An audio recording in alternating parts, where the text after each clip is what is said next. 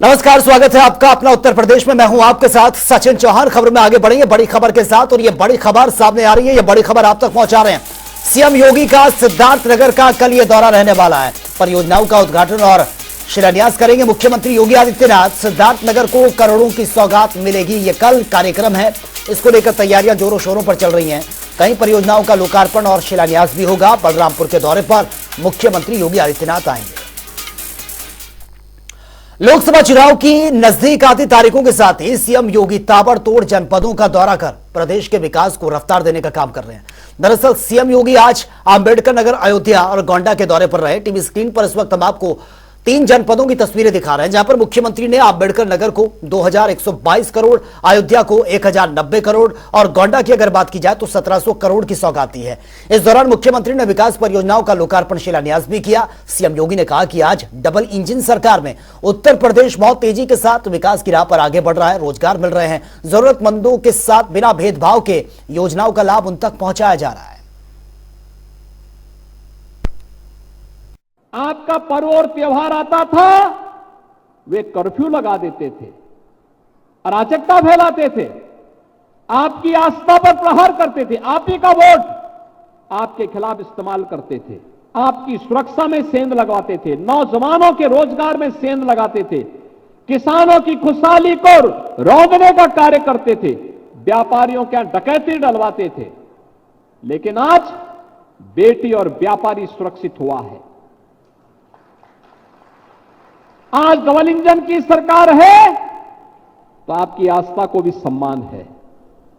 Double engine की सरकार है, नौजवानों के लिए नौकरी की व्यवस्था। इससे पहले, मैं गोंडा में आने के पहले लगभग 100 नौजवानों को डिप्टी एसपी और डिप्टी कलेक्टर का नियुक्ति पत्र वितरण करके लखनऊ से आया हूं। ये उत्तर प्रदेश के नौजवान आज उत्तर प्रदेश के अंदर अलग अलग जनपदों के नियुक्ति प्राप्त कर रहे हैं, उत्तर प्रदेश की बेहतरीन सेवा में जा रहे हैं, अग्रणी सेवा में जा रहे हैं। इसलिए जा रहे हैं क्योंकि सरकार संवेदनशील तरीके से उनके विकास के लिए कार्य कर रही है। और आज जब हम यहां पर आए हैं,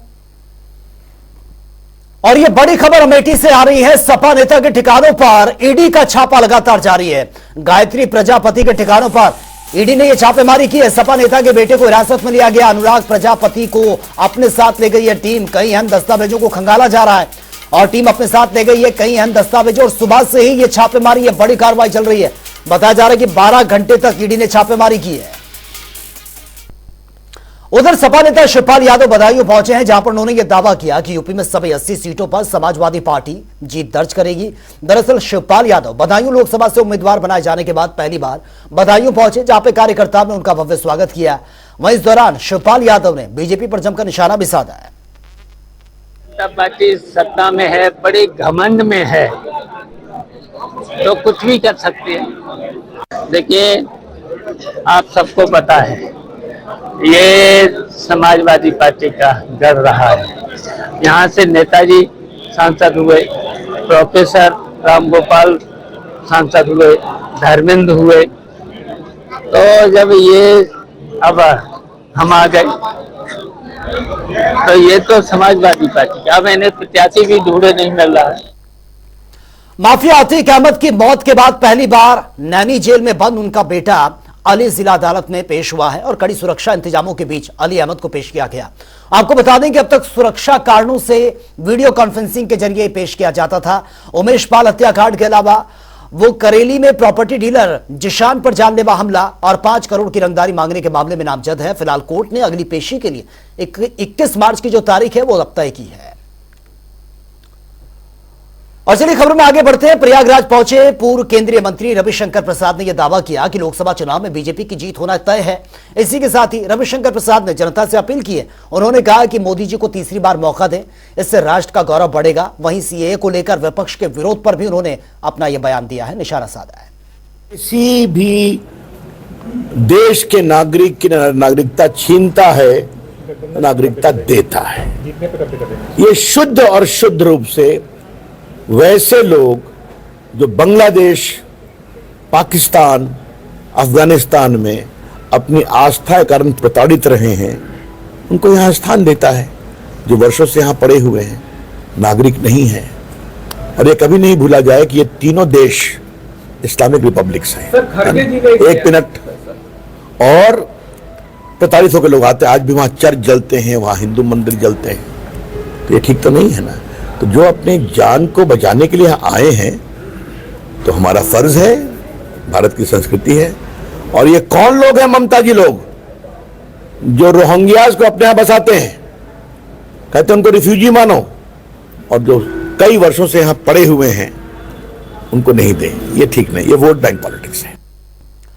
रायबरेली में पिछले 24 साल से कांग्रेस का जादू लगातार चलता आ रहा है।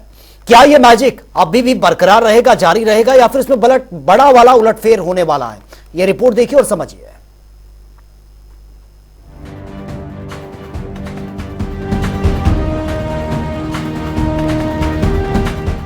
रायबरेली में 24 साल से चल रहा गांधी परिवार का जादू। रायबरेली का गांधी परिवार से अटूट रिश्ता। इस बार भी चलेगा मैजिक या होगा उलटफेर?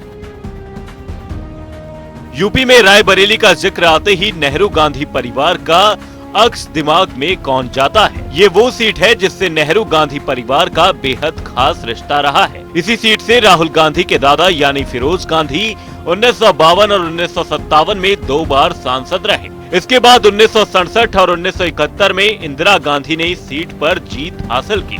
फिर 1980 और 1984 में नेहरू परिवार के अरुण नेहरू इस सीट से सांसद रहे। इसके बाद 2004 से लेकर अब तक सोनिया गांधी रायबरेली सीट से लगातार सांसद बनी हुई है। रायबरेली का गांधी परिवार से अटूट रिश्ता। रायबरेली कांग्रेस की वो लोकसभा सीट है जिसने कांग्रेस की हर दौर में इज्जत बचाई है। जब यूपी में तमाम सीटों पर कांग्रेस हार गई, तब भी इस सीट पर कांग्रेस ने जीत हासिल की थी। कांग्रेस के पंजे से रायबरेली के लोगों को इतना लगाव रहा कि उसने जिसे भी उम्मीदवार बनाकर यहां भेजा, उसे जीत दिला दी। रायबरेली लोकसभा सीट का इतिहास। 2019 सोनिया गांधी कांग्रेस, 2014 सोनिया गांधी कांग्रेस, 2009 सोनिया गांधी कांग्रेस, 2004 सोनिया गांधी कांग्रेस, 1999 सतीश शर्मा कांग्रेस। रायबरेली सीट पर केवल 3 बार हारी कांग्रेस। इस सीट पर कांग्रेस आज तक केवल 3 बार ही हारी है। पहली बार उसे 1977 में करारी मात देखनी पड़ी कांग्रेस को, दूसरी बार 1996 और तीसरी बार 1998 के चुनावों में हार का मुंह देखना पड़ा।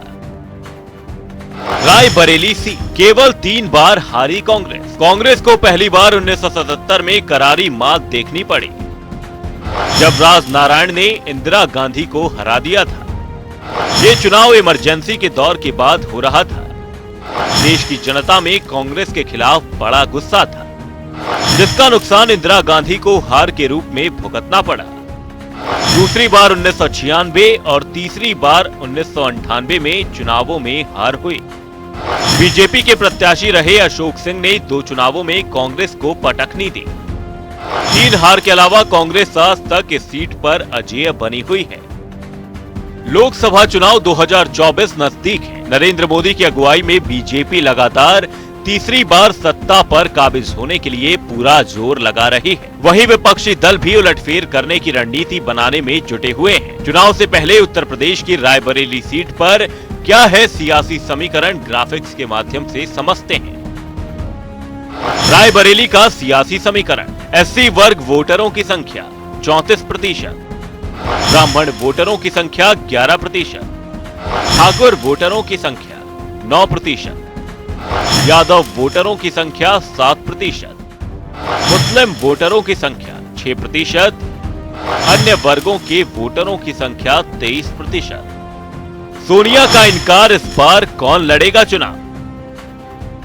सोनिया गांधी ने अपनी बढ़ती उम्र और बीमारी की वजह से चुनाव लड़ने से इनकार कर दिया है। ऐसे में देखना होगा कि पार्टी अपने इस अभेद्य दुर्ग से किसे मैदान में उतारती है। पार्टी सूत्रों के मुताबिक प्रियंका गांधी वाड्रा और राहुल गांधी के इस सीट पर चुनाव लड़ने की चर्चा है। देखना होगा कि यहां पर किन प्रत्याशियों में घमासान होता है।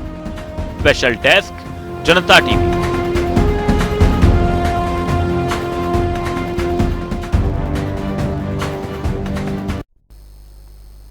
और वे रामनगरी अयोध्या में राम उत्सव का आयोजन यह किया गया है, जहां पर छात्राओं ने शानदार प्रस्तुति दी है और सभी का मन मोह लिया। इस मौके पर प्रभु श्री राम के व्यक्तित्व, जीवन, दर्शन और आदर्शों के साथ राममय हनुमत भक्ति को मंच पर निदान संस्कृति संस्थान के निदेशक डॉक्टर आरती नाटू समेत उनके समूह ने भारत नाट्यम शास्त्रीय नृत्य शैली के माध्यम से यह प्रस्तुत किया है।